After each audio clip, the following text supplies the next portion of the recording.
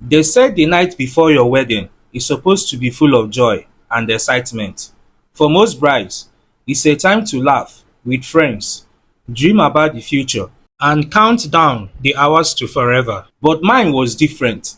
I sat by the window, staring into the dark sky, unable to sleep. My heart felt heavy. I didn't know why at first. Just an unshakable feeling that something was wrong. The compound was quiet. My family had gone to bed after a long day of preparing for the big event. The hall was decorated. The groom was ready. The guests were already in town. Everything looked perfect on the outside, but deep down, I felt something I couldn't explain. And I had no idea that before morning came, I would hear something that would change everything. The house was quiet that night. Most people had gone to bed after the long day of preparing for the wedding. I couldn't sleep. My thoughts were all over the place about the dress, the guests, and what life would be like after tomorrow. I stepped outside to get some fresh air. The compound was dark, except for a small light coming from the back. I wrapped my blanket around me and walked slowly, thinking I might sit on the bench in the garden to clear my head. Then I heard his voice. It was Uche.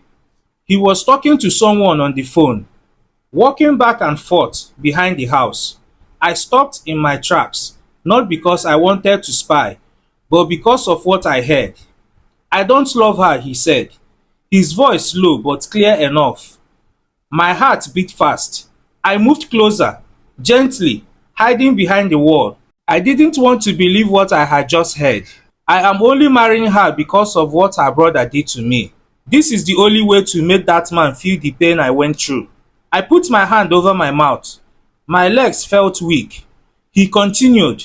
He destroyed my life. I lost everything because of him. This is how I get back at him, through her. I blinked several times, trying to stop the tears that were already forming.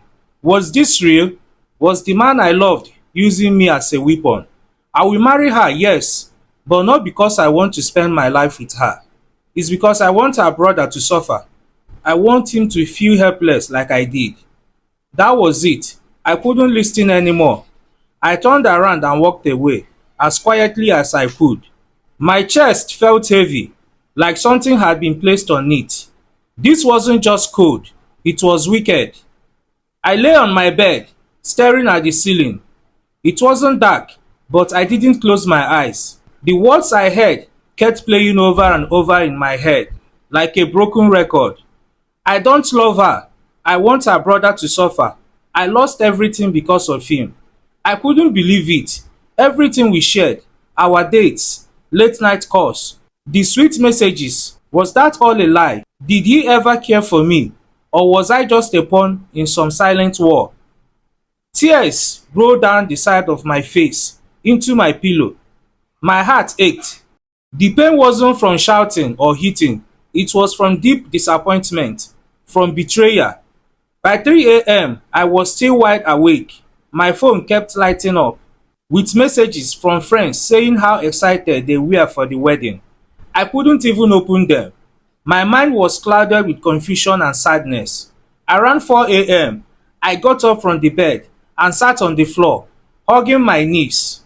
I needed answers. I needed to talk to my brother. I needed to understand what really happened between them. Later that morning, as the sun started to rise, I sent a message to my brother Chuka. Please come to my room. We need to talk. He came in looking calm, still in his sleepwear. Anita, are you okay? You didn't look fine yesterday, he said. I didn't waste time. Please tell me the truth. What happened between you and Uche? He was silent for a second, his face serious. I was going to tell you one day, he began, but I didn't know he still held it against me.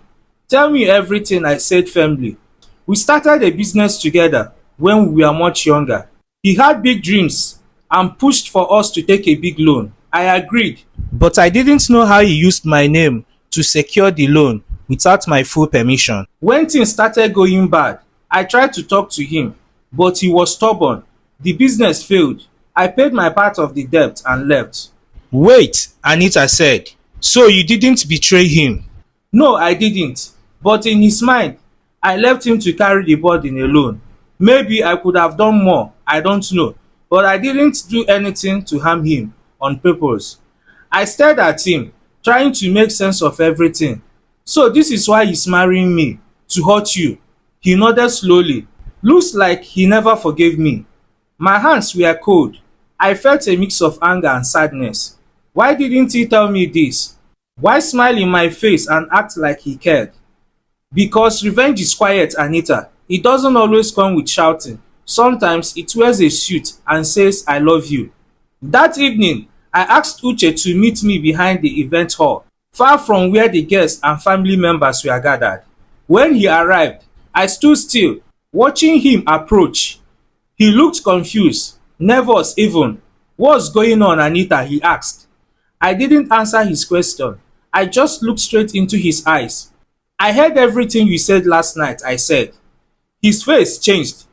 His hands dropped to his sides. You told someone on the phone that you are marrying me to hurt my brother. That this has nothing to do with love. He rubbed his forehead, clearly unsure what to say. At least tell me the truth now, I said. He looked down, then back at me. Yes, at first, it was true.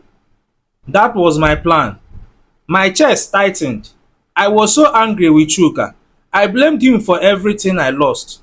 When I found out you were his sister, it felt like God was giving me a way to make him pay. And what about me, I asked. Was I just a tool? Did you ever really care about me? He looked ashamed. I didn't expect to fall for you, but I did. Then, why didn't you stop the plan? Why didn't you tell me the truth before now? I was scared. I thought I could go through with the wedding and maybe things would be fine. But things are not fine. Uche, you lied. You looked into my eyes and made me believe we had something real. He didn't speak again. I stared at him one last time. I can't marry a man who saw me as a way to settle a score. Even if your feelings are real now, the foundation is broken. He tried to reach for my hand, but I stepped back. It's over, Uche. You made your choice the night you decided to use me. The morning sun came up slowly, but for me, it felt like darkness was still hanging over everything. Everyone else was excited. My mother was shouting directions to makeup artists. My aunties were busy checking the wedding dress. Friends were taking pictures, laughing, and counting down the hours. But I was not there with them, not in spirit. I sat alone in my room, dressed in my robe, looking at the wedding gown I had once loved. It was hanging by the window, looking so bright, so beautiful. But now it felt empty to me. How could I wear that dress and pretend to be happy?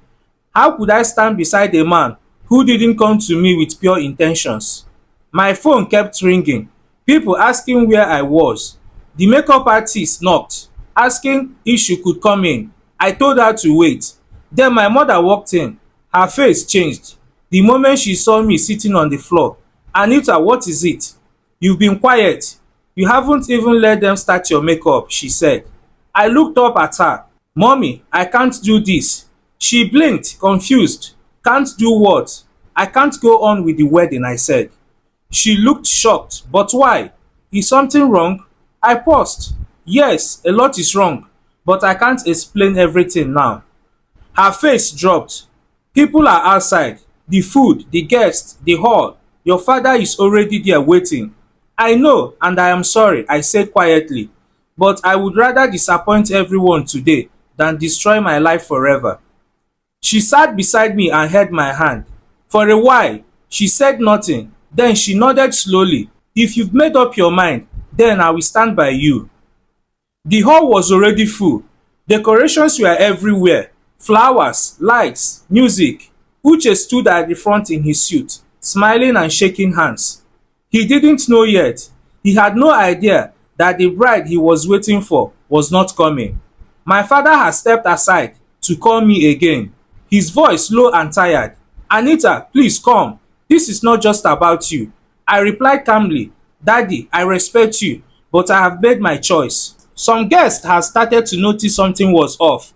Whispers moved from one row to the next. Why is the bride not here? What is happening?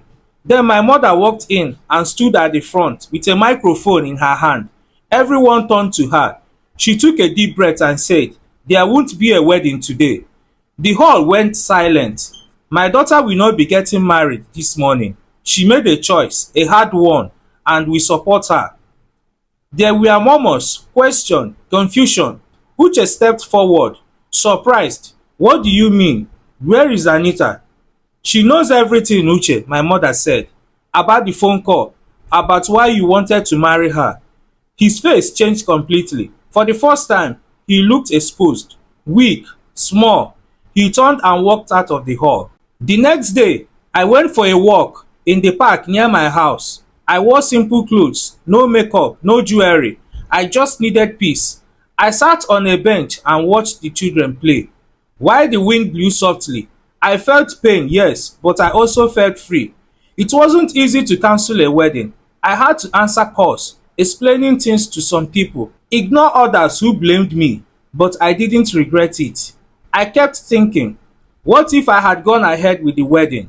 What kind of life would I have lived? A life of lies, of silent punishment. Uche called several times after that day.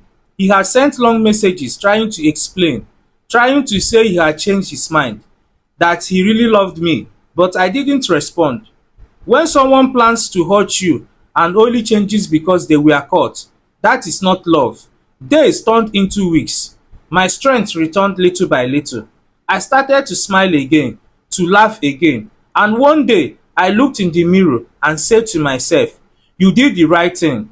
Sometimes walking away is the strongest thing you can do. And even though the wedding didn't happen, I know that I saved myself. Not all love stories end at the altar. Some end before they begin, and that's okay, because the most important thing is choosing you.